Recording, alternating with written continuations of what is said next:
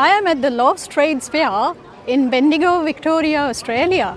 I am absolutely gobsmacked by the variety of crafts on display. You can watch and learn from craftspersons in action. Join me. In a world of mass production and fast fashion, have we lost touch with the beauty of handmade craftsmanship?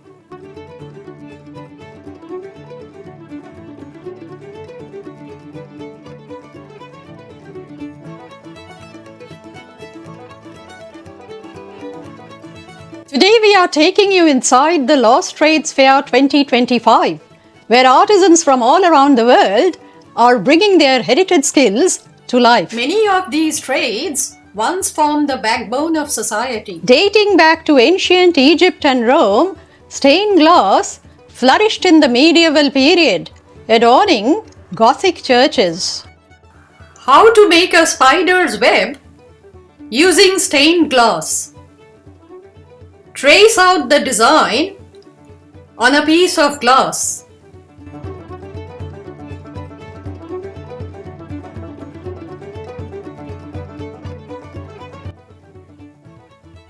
Etch with a sharp tool.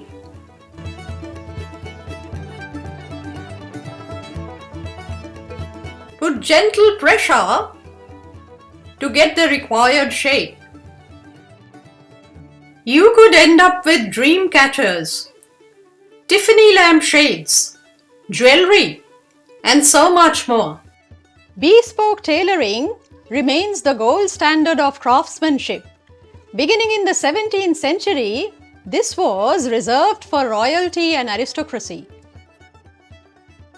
Place an order for bespoke caps and blazers. Get denim tailor-made to your specifications with your choice of trims and notions.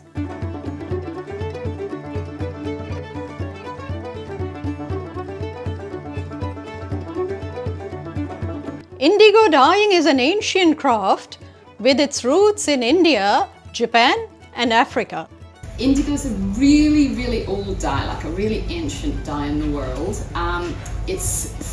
There's about 750 plants worldwide that have got a compound in them called indigotin.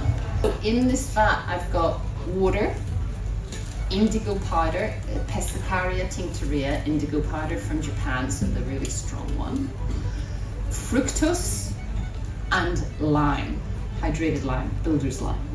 Indigo obviously is there to give the colour.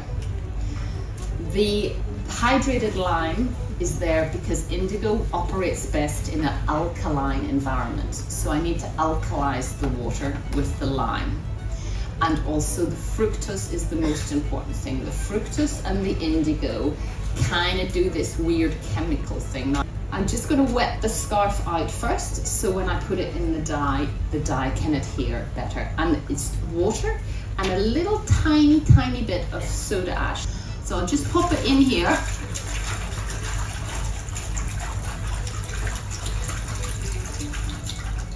Okay, that's the scarf nicely wetted out.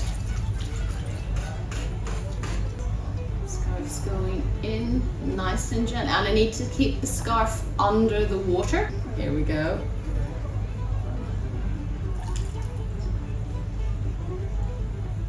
Squeeze it off as close to the top so that you're not dripping more oxygen in. And wow.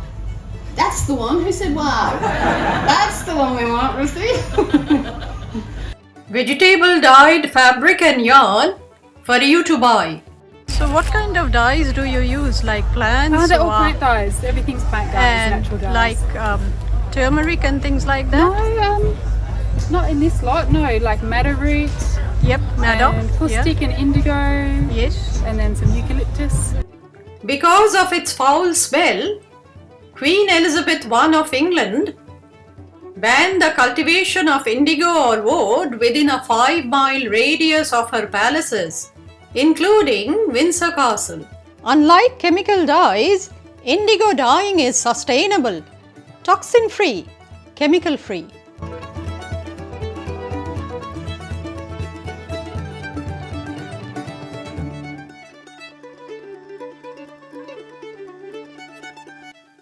Australian-made wooden shoes, handmade in Melbourne and Ballarat, Victoria.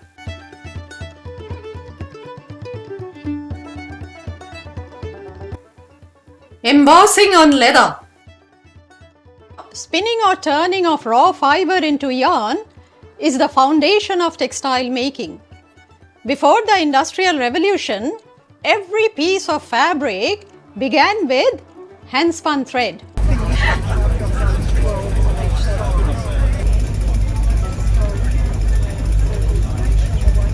There's some short bits in it because I've had moth in the fleece. So how are you drawing that out? And there's attention to detail. And skill. Time. And a lot of practice. During the British colonial rule, India was forced to import British manufactured textiles. Mahatma Gandhi promoted the use of spinning wheel to encourage self-reliance. How long would it take to make a baby bag? So the bit on the machine, maybe 10 or 15 minutes, but then it takes you another, I don't know, 10 minutes to do the hand. So it's sort of a lot. Yeah. Oh wow, that's so quick, isn't it? Yeah, so I got you into the calendar.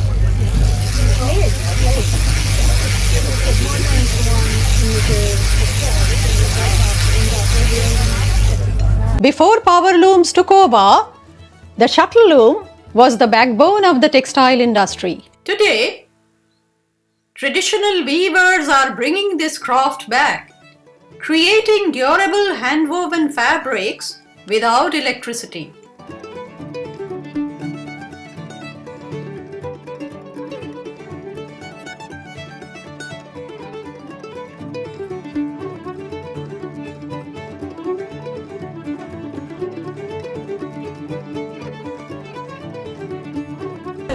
Oh, look. Some little girl came and she was like, oh, there's a couple of scary dolls. You know, different types.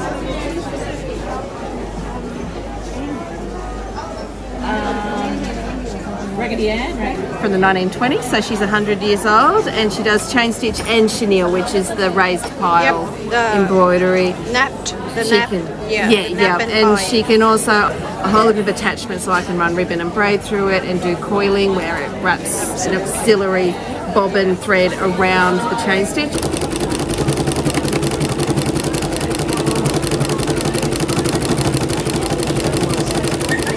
Bobbin lace making dates back to the 16th century and is one of the finest and most intricate examples of needlecraft.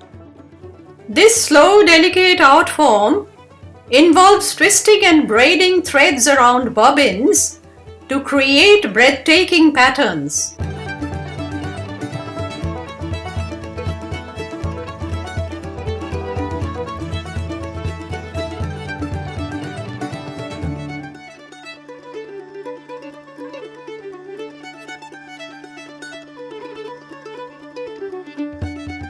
Basket weaving is one of the oldest known crafts. It goes back 10,000 years. Baskets were used in ancient civilizations for storage, fishing, and transport. Today, artisans work with materials like willow, bamboo, and reeds to create stunning and eco-friendly baskets. Back again. Yep, I'm weaving again. yep, I saw that. Thank you for showing. Nice to talk to you. I was almost going, then I saw you weaving and I rushed back. Come back and catch me again. Yeah, come back and catch you. Pulling down on this one and pulling up on that one. Yep. Almost like weaving with fiber, you know, the warp and the weft. We're basket makers from Basket Makers Victoria, and we meet every Wednesday at Wattle Park. We make vessels, baskets, and anything else interesting from natural fibre.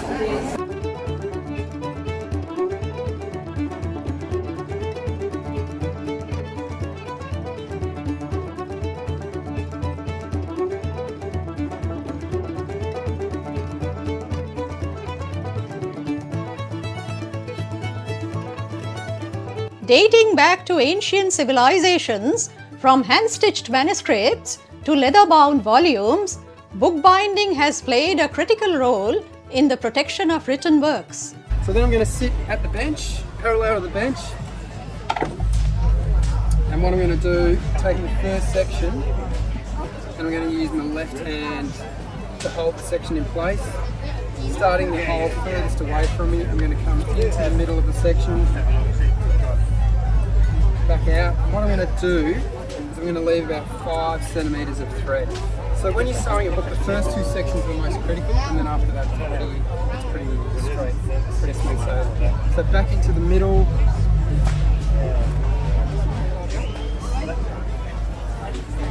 Back out. Taking the next signature and placing it on top.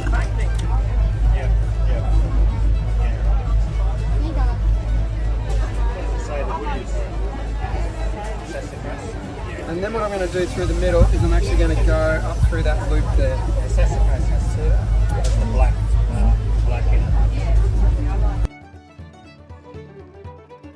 Skilled artisans use techniques like gold embossing, marbling, and hand tooling to create stunning, one-of-a-kind books.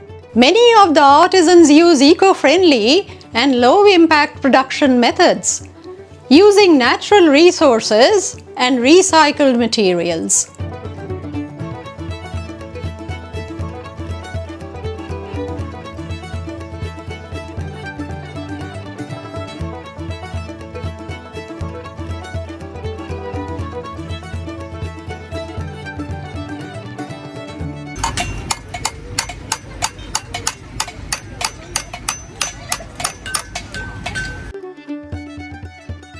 In an era of climate change and overconsumption, reviving heritage skills is not about the past, it is about the future.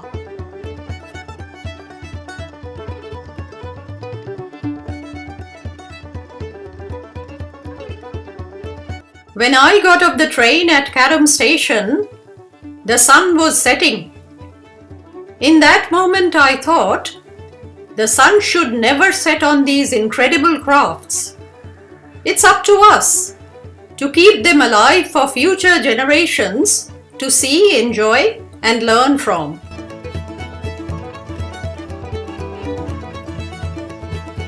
Would you choose handmade over machine made? Mention in comments. If you like content about sustainability, artisan crafts, and eco-conscious living, do not forget to like and share this video and subscribe to Learn with Samita. This is Samita signing off. Till next time. Bye for now.